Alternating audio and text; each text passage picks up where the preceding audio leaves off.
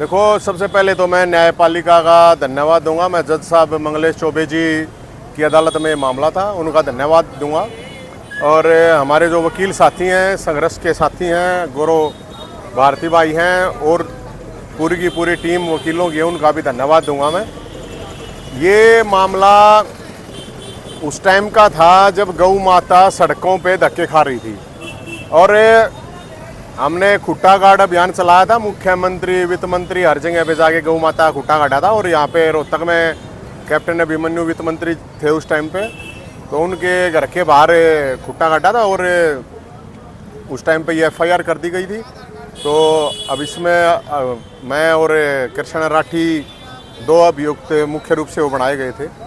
तो आज बरी करें कई सालों बाद, तो खुशी की बात है। और मैं तो ये कहूँगा कि भाई गौ माता के लिए तो आगे भी खुट्टा गाड़ना पड़ा, कितने भी गाड़ना पड़ा, तो आप उल्टे नहीं हटते हैं।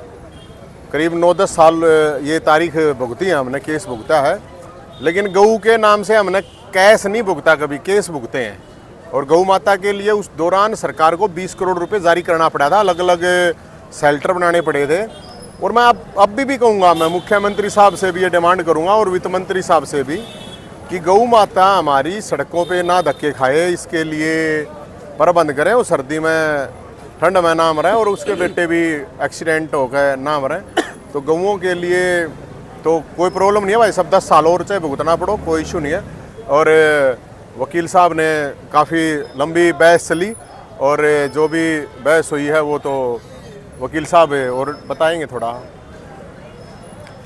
इसमें ऐसा है जी, 2016 के अंदर एक FIR रजिस्टर हुई थी, जिसमें 2 मेन एक्यूज्ड बनाए थे, एक नवीन जैन को और एक कृष्णा राठी को। और उस दौरान इन्होंने एक शांतिपूर्ण प्रदर्शन के लिए जा रहे थे। कैप्टन अभिमन्यु वित्त मंत्री थे उस टाइम में, और इस वजह से कोर्ट में उसके लिए 7 गवाह प्रस्तुत किए, जिसमें से 6 क्रॉस एग्जामिनेशन हुए, जिसके अंदर सबसे मेन बात ये निकल कर आई, जिसमें कोर्ट ने भी अपनी ऑब्जर्वेशन दी है कि ये जो प्रदर्शन था वो शांतिपूर्ण था, और शांतिपूर्ण प्रदर्शन करने का अधिकार सबको होता है, इसलिए इनको बाइज्जत बरी कर दिया।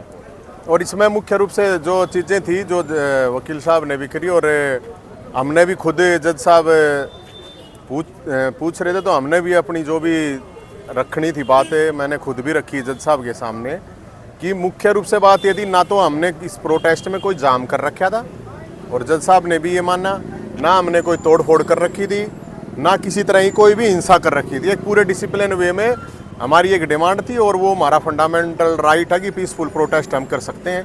तो उसी के उस पर जज साहब ने ये चीज़ें मानी और बाइज्जत बरी किया। तो धन्यवाद करेंगे हम जज साहब का भी, न्यायपालिका का भी। और अभी तो काफ़ी केस हैं, लेकिन ये है कि अभी 3-4 में धीरे धीरे बरी हुए हैं, अभी भी 7-8 तो मेरे ख्याल में अभी भी बाकी हैं ही।